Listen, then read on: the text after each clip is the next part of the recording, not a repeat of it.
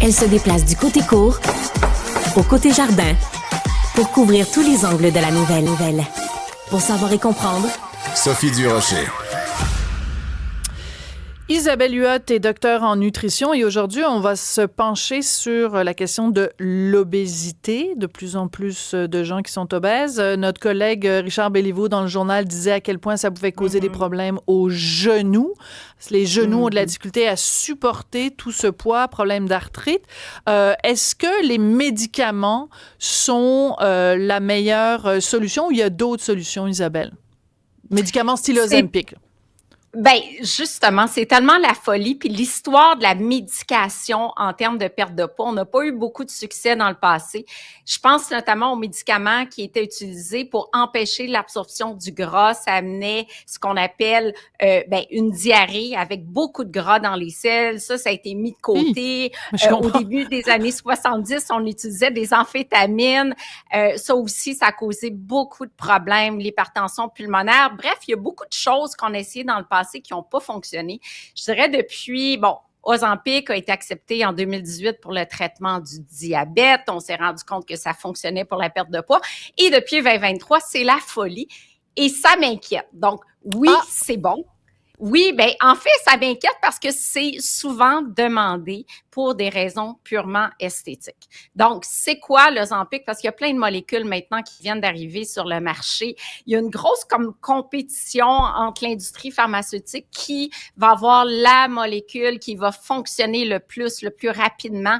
On apprenait vendredi dernier là, que justement Novo Nordisk était dans la course pour lancer une nouvelle molécule qui est en phase 2 qui amènerait une perte de poids plus rapide. Et là, c'est vraiment une grosse compétition. Donc, qu'est-ce que c'est, Sophie? Analogue GLP-1 pour glucagon-like peptide 1. Donc, nouvelle classe qui fait en sorte que quand on mange un repas, on a naturellement la sécrétion de cette hormone-là qui va faire en sorte justement que ça va ralentir le vidange gastrique. Donc, si on veut, les aliments restent dans l'intestin plus longtemps. Ça coupe l'appétit et c'est ce qui fait en sorte que ça amène une perte de poids. Satiété. Donc, d'accord. La satiété, justement. Ça va faire en sorte qu'on va manger entre 300 et 500 calories de moins par jour. Ça amène une perte de poids entre 12 et 15 du poids corporel sur un an, mais maintenant, les nouvelles molécules sont encore plus efficaces. C'est pas si important que ça, Sophie, si on regarde cette perte de poids-là. Là, quand on parle, par exemple, d'une personne de 200 livres, si on regarde une perte de poids de 15 par exemple, on aurait un 30 livres de perte. Tu sais, 30 livres de perte sur un an. Fait que, tu sais, on est un petit peu moins qu'une livre par semaine, alors qu'il y a quand même d'autres solutions avec moins d'effets secondaires pour engendrer cette perte-là.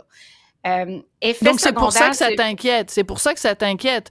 Mais tu me disais au début que ça t'inquiète parce que des fois, c'est uniquement pour des raisons esthétiques. Donc, on ne devrait pas, selon toi, si je comprends, recourir à ces médicaments-là si notre santé elle-même n'est pas mise en péril par notre surpoids.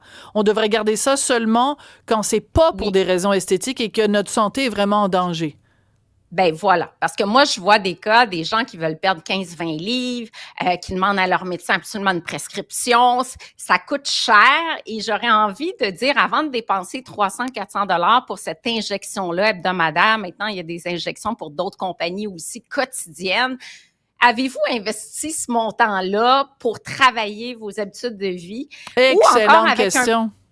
Ben oui, tu sais, 300 $. Qui a déjà rencontré une ou un nutritionniste dans sa vie pour passer peut-être 3-4 rencontres pour faire le point sur ses habitudes de vie?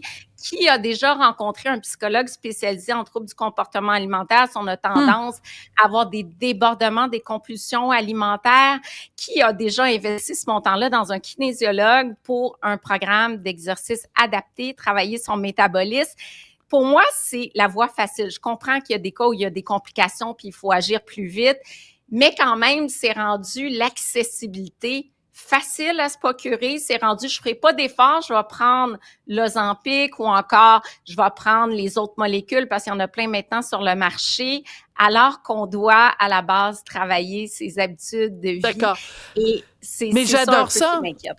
Mais je comprends et je partage évidemment ton inquiétude. Ce que j'aime beaucoup, c'est que tu ramènes ça à une question économique des fois, de dire, si vous êtes prêt à investir 300 $ par semaine, je pensais pas que c'était si cher que ça, 300 $ par semaine. Par mois, désolé, par mois. 300 $ par semaine, mois, c'est par mois. Mais quand même, 300 $ par mois, en effet, prenez cet argent-là, puis on pourrait l'investir avec des professionnels ou changer des modes de vie.